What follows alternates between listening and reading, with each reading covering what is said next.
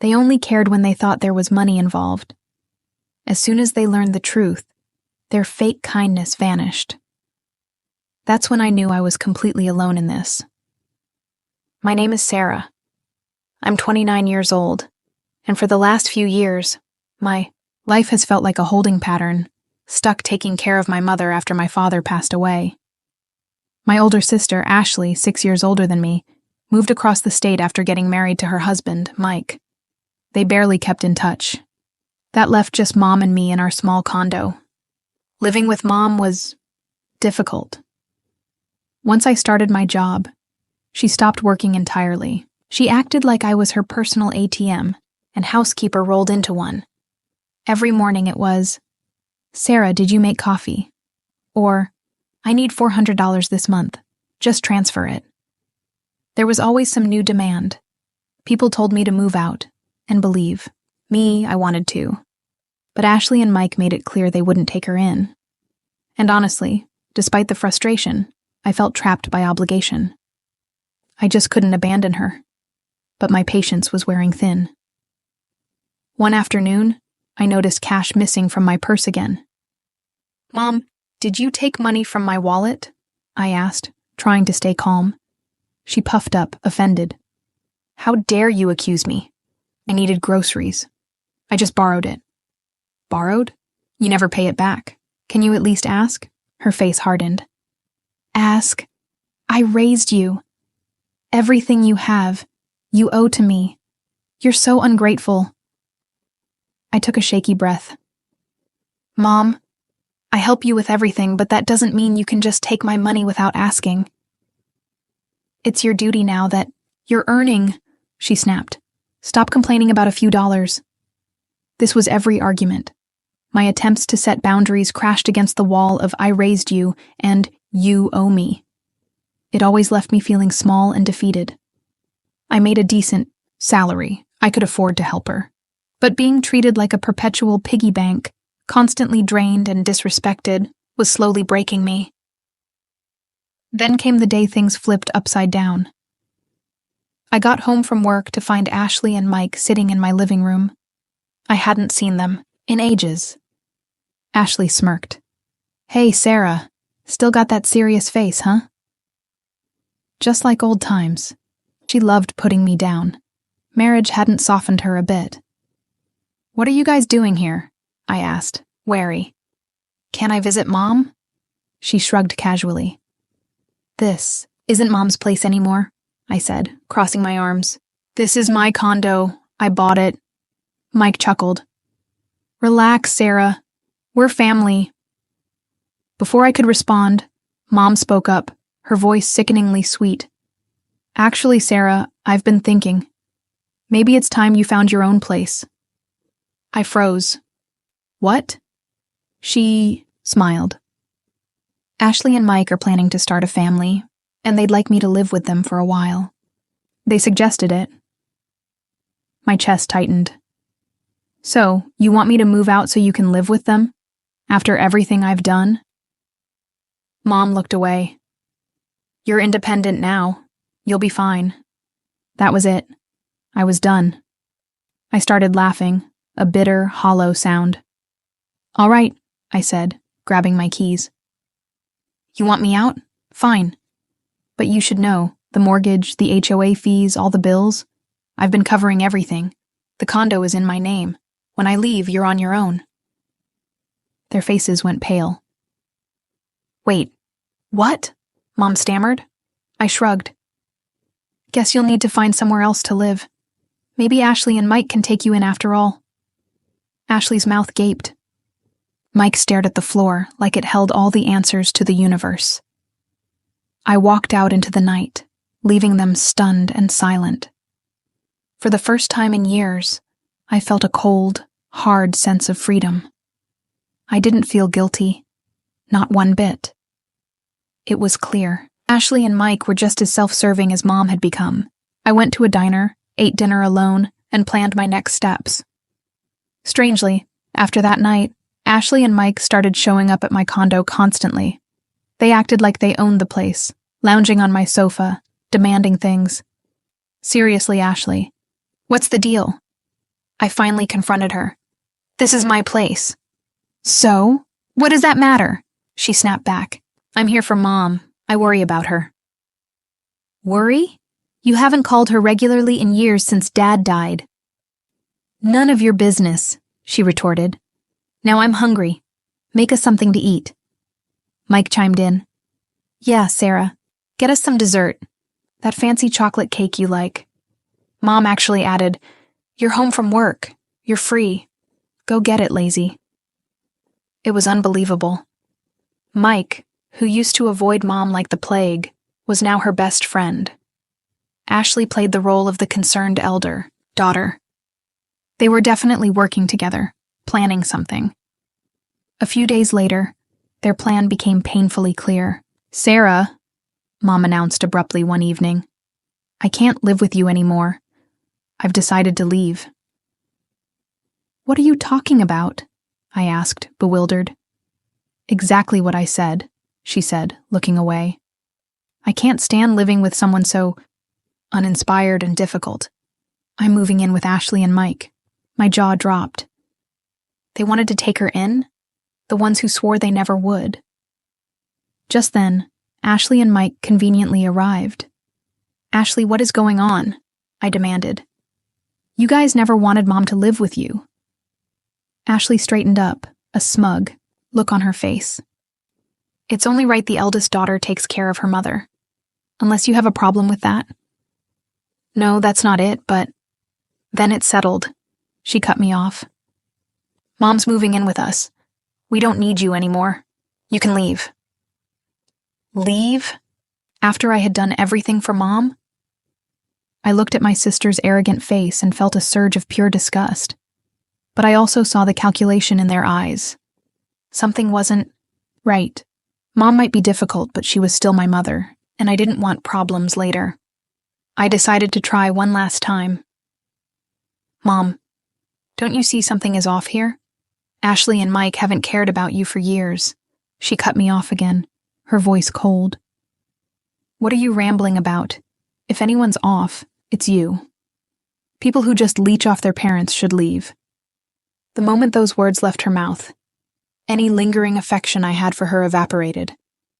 After all the years of support, the sacrifices, the emotional toll, she called me a leech? Fine.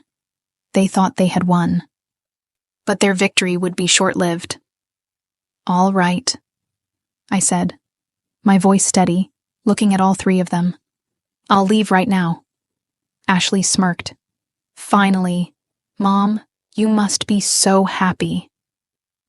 Oh, I am, Mom beamed. Living with Ashley and Mike. I'm thrilled. They'll take care of me now. Of course, Mom, Mike added, grinning. They patted each other on the back, celebrating their perceived triumph. It was hard not to laugh, but I held it in. My revenge had to be perfect. For the next week, I felt like a ghost in my own home while they acted like the place was already theirs. It was advantageous. They ignored me, which meant I could plan my move without interference. Moving day arrived. Ashley was practically skipping. This is it, Sarah. We'll take care of Mom now. You don't have to worry. Thanks, I replied, my voice calm. She's all yours. Something in my tone seemed to unnerve her. Mom approached me, a smug look back on her face. Try to get married soon, Sarah. It would be sad to be alone your whole life. People call women, like you losers, you know. Mike snickered. Ashley covered her mouth to stifle a laugh. I met her gaze, my expression flat. That's okay. From now on, I'm living for myself. I don't have to take care of anyone anymore, right? Mom's face twisted. Just go. I never asked you to take care of me. Whatever, I shrugged, already heading for the door. Oh, looks like they're here. The movers I hired were outside. As they started carrying out my boxes, I gestured around the living room. Okay, guys, make sure you get all the furniture and appliances in these rooms, too. 3 voices shrieked in unison. Wait, what? They were completely bewildered. The TV, the fridge, the microwave, the vacuum, the coffee maker. I listed, giving instructions. And the sofa, the dining table, my bed. Take everything. What are you doing? Mom screamed, rushing forward. Stop this. I turned to her, raising an eyebrow. What do you mean? Am I doing something strange? Strange? You're taking everything? Have you lost your mind? Mike yelled, his face bright red as he stepped towards me. Listen to your mother. How are we supposed to live without furniture? You can't take this stuff. Mom and Ashley were flapping their arms, completely losing it. I took a breath and finally let myself smirk. Are you guys confused about something? Everything in this condo, including the condo itself, the appliances, the furniture, it all belongs to me. No way! This is Mom's place, Mike shouted. Dad's inheritance paid for this and everything in it. I knew it. He was an idiot. They thought Mom had inherited a fortune and bought this place, and they were moving in to get their hands on it. That's why they suddenly cared. Ashley, I said, turning to my sister, who looked increasingly nervous. Are you confused? I bought this condo. I've been giving Mom $2,500 a month for years. Their faces went rigid. Those losses you talked about? I continued, looking from Ashley to Mike. You just wanted to live with Mom because you thought you'd get Dad's money someday, didn't you? Mike scoffed. What are you talking about? Mom blew through Dad's inheritance years ago. Ashley's face drained of color. She darted a look at Mom, who was staring at the floor, pale and silent. Mom, I said, my voice hard now. Explain. You told them you bought everything here, didn't you? I was just trying to look good, she mumbled. Trying to look good? Ashley shrieked. We only agreed to live with you because we thought there was money. If there's no inheritance, what's the point?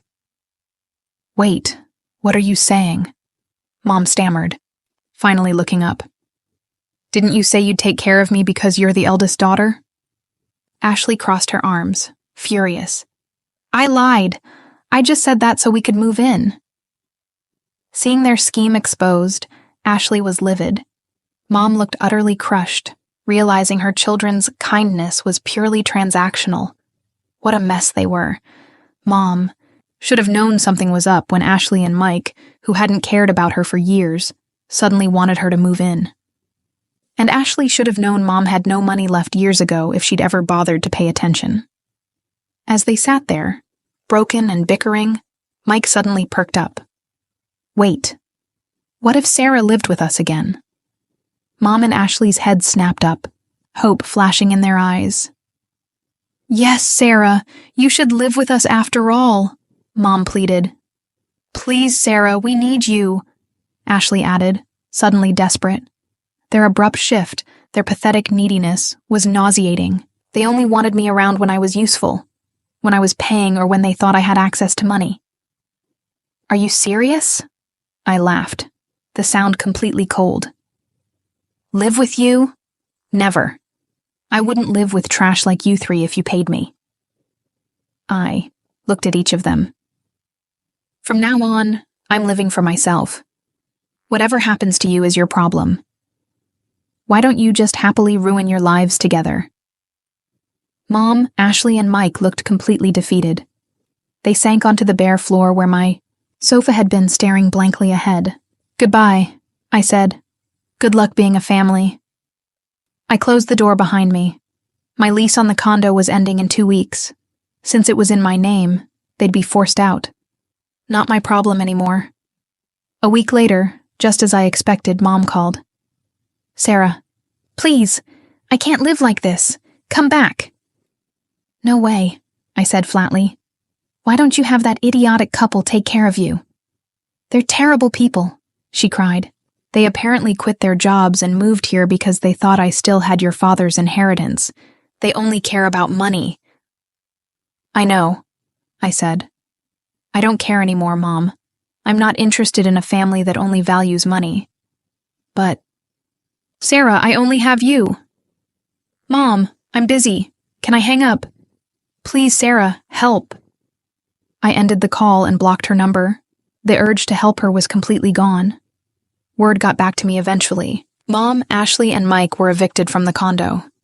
Ashley apparently used her last bit of savings to get them into a cheap, rundown apartment. Mom still didn't work, and she and Mike fought constantly. Ashley was the only one bringing in money, working multiple jobs just to survive. As for me, cutting ties with them felt like shedding a heavy weight. I started saving money, using it on myself for the first time. After years of being used, manipulated, and taken for granted, I was finally free to live my own life, make my own choices, and find my own happiness. Choosing myself wasn't easy. There were moments of doubt, but walking away from that toxic dynamic was the best decision I ever made. Have you ever been in a situation where people only cared about what they could get from you? Have you ever given everything only to be tossed aside when you set boundaries? Share your experience. Your story might give someone else the strength to walk away, just like I did. If you were me, what would you have done? Would you have left sooner? Confronted them differently? Was there another way? Let me know how you see it. How would you handle a family that only cared when they thought money was involved? If you have advice for someone trying to escape a toxic family, share it below. A few wise words can make a world of difference. Most importantly, remember this. You don't owe anyone your peace, your happiness, or your money just because you share blood. You deserve respect. You deserve relationships built on love, not obligation or guilt. If people only value you for what you provide, it's okay to walk away. It's okay to choose yourself. And when you do, you might finally find the freedom you've been denied for so long.